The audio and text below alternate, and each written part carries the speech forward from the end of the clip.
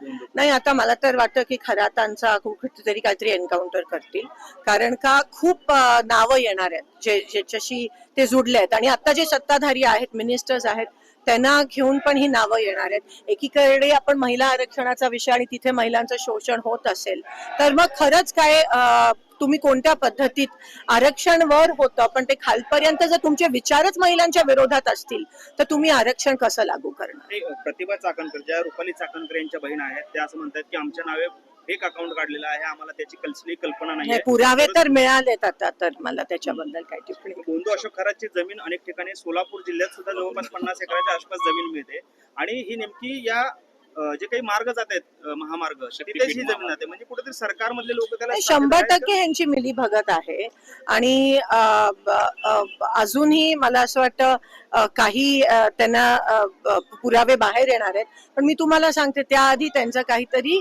हेच लोक करवतील अशी मी शंका व्यक्त करते. थँक्यू.